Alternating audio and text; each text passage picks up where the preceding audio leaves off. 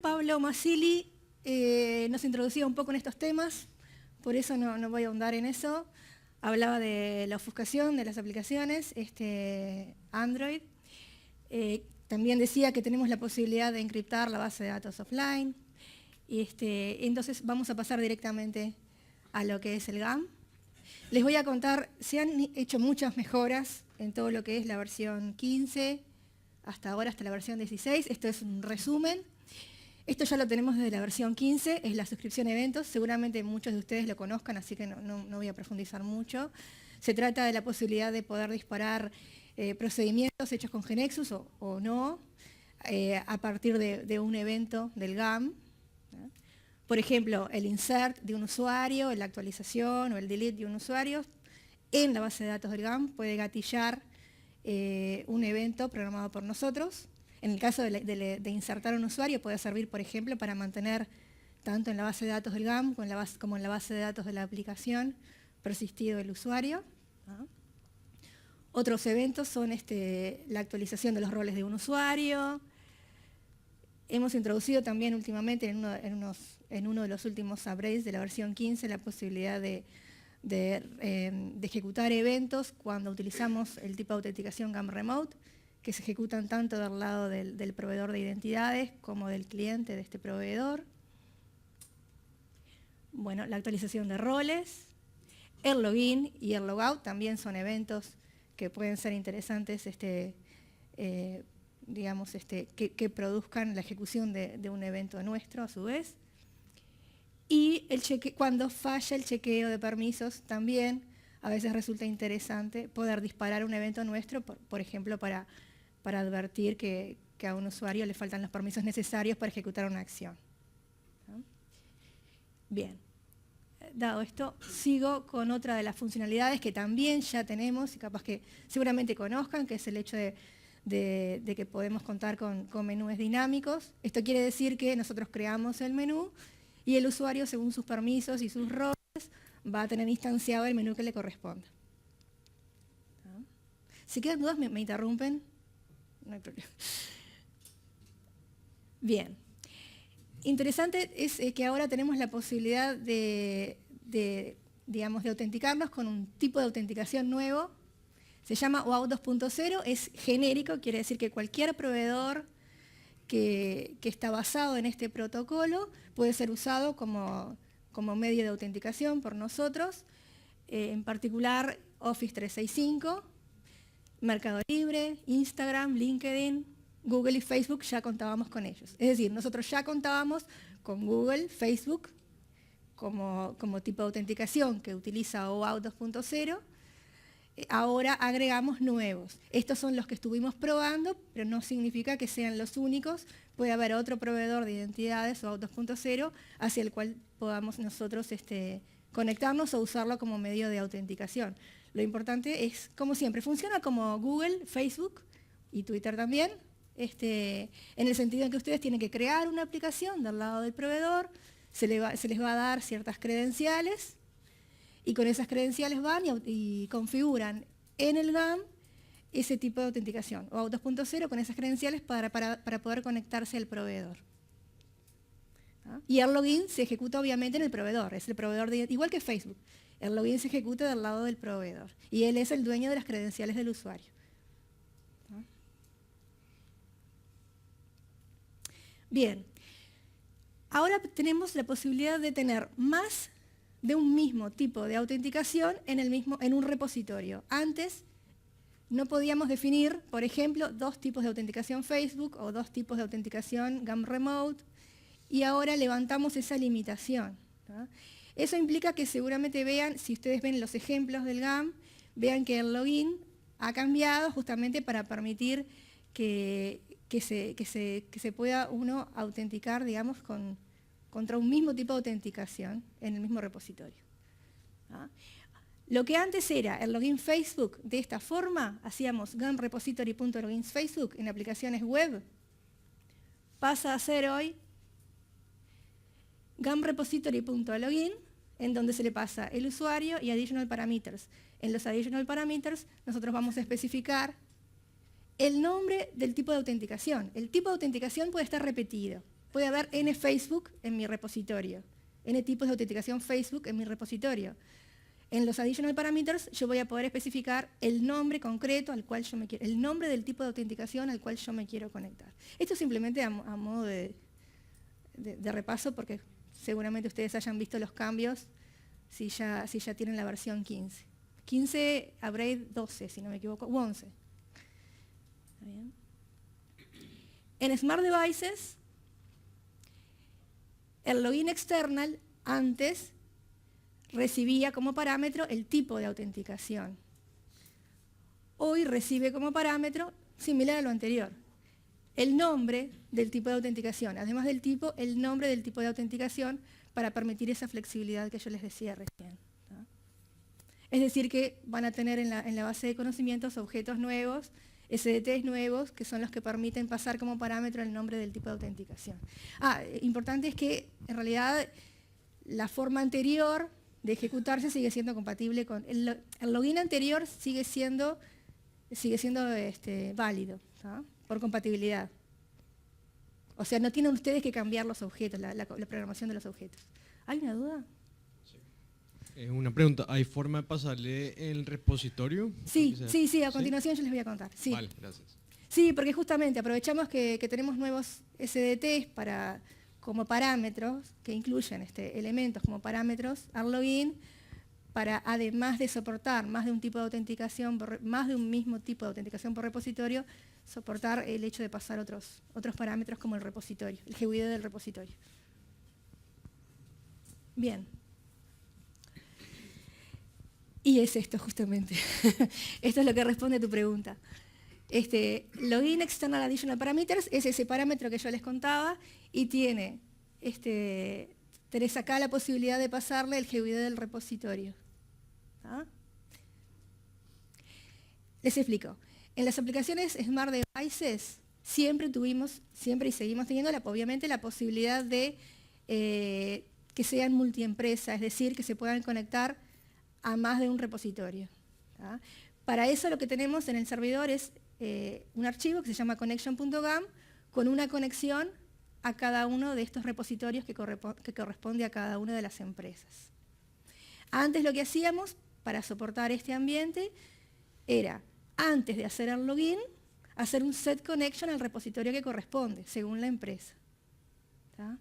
Hoy eso sigue siendo válido, por supuesto, pero además podemos establecer, en el momento de hacer el login, el repositorio al cual nos queremos conectar, que es el repositorio que corresponde a la empresa, sin necesidad de pasar por el procedimiento que hace el set connection.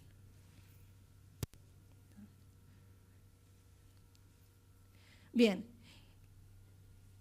Y vinculado con lo anterior, también soportamos, que esto sí es nuevo, antes no lo soportábamos, es tener servicios REST en un ambiente multiempresa. Antes no podíamos llamar a servicios REST que en un ambiente donde hubiera más de un repositorio, ¿está bien? No había forma de hacer el llamado, no había forma de hacer el post a un servicio REST para que se conectara a una u otra empresa, a uno u otro repositorio. Hoy, a raíz de los cambios que yo les contaba anteriormente, eso es posible porque en el llamado ya pueden incluir el repositorio al cual conectarse y el repositorio corresponde a la empresa a la cual nos queremos conectar.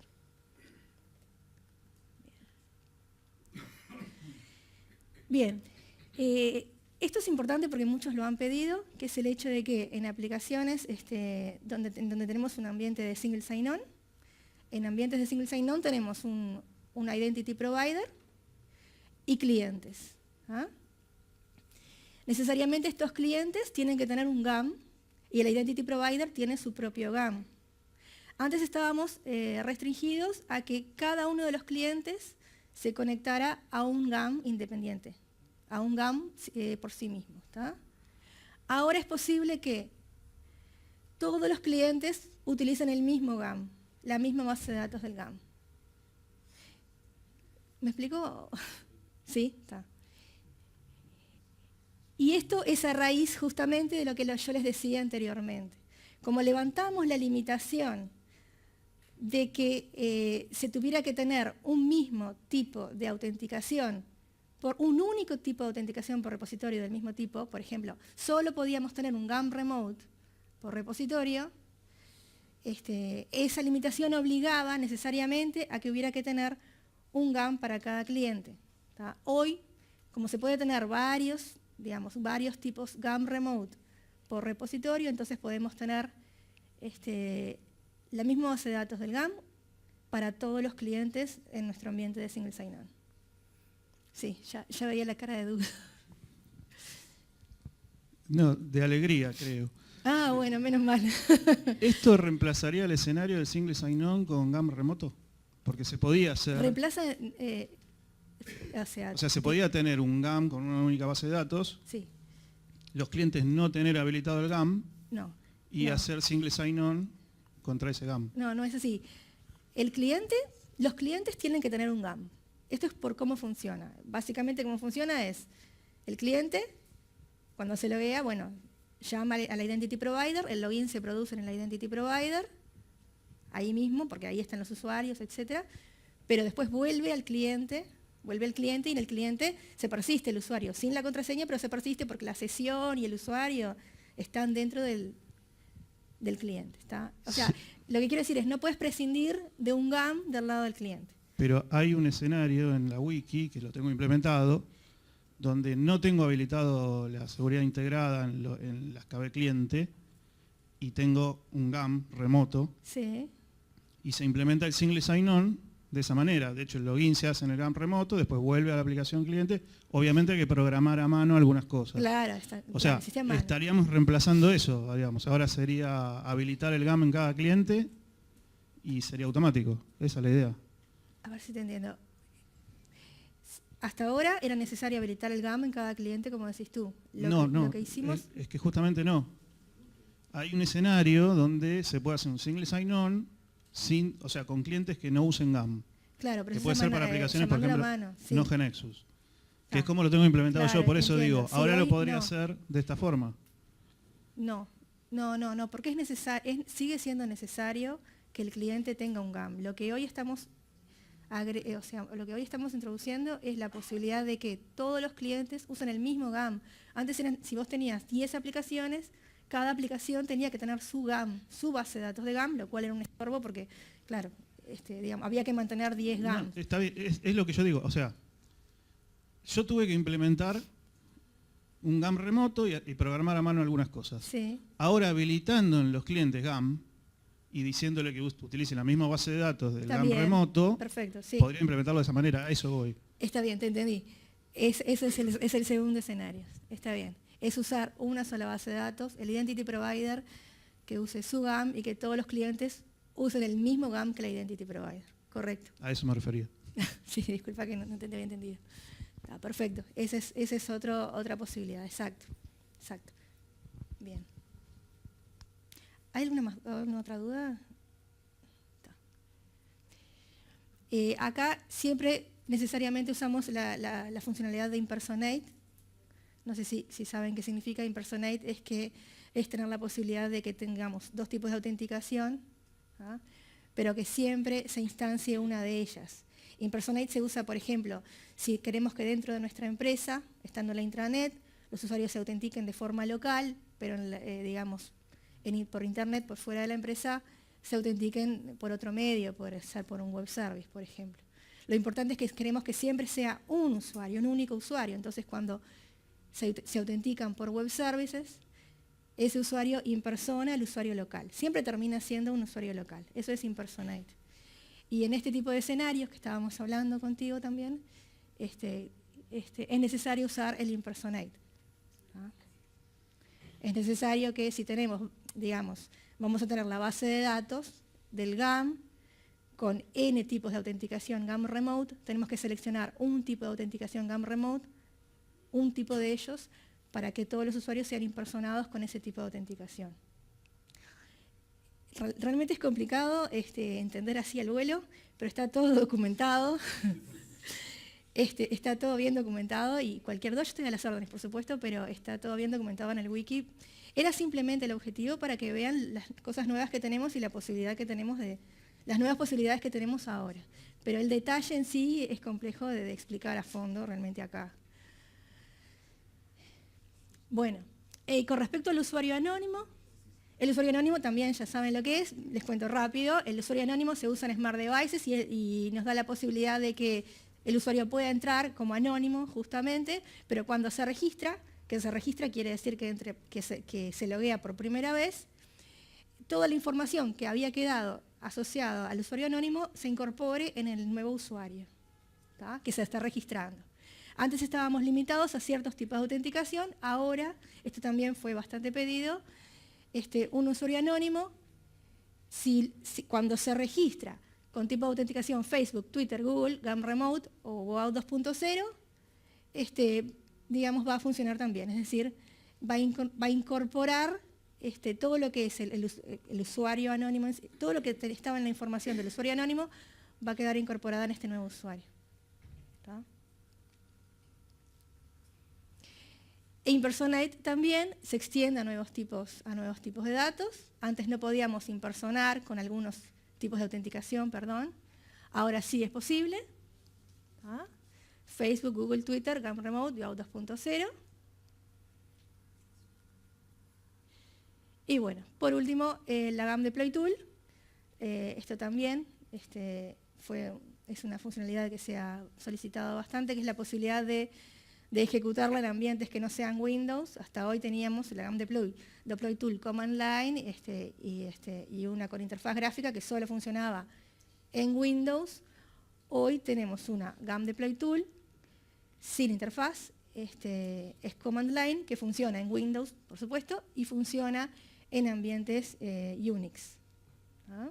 Que nos permite exportar datos, importar datos, crear el connection.gam, actualizar el connection.gam. No permite hoy la creación de la estructura de las tablas. Eso lo haría el DBA, por ejemplo, a través de scripts, ¿ah?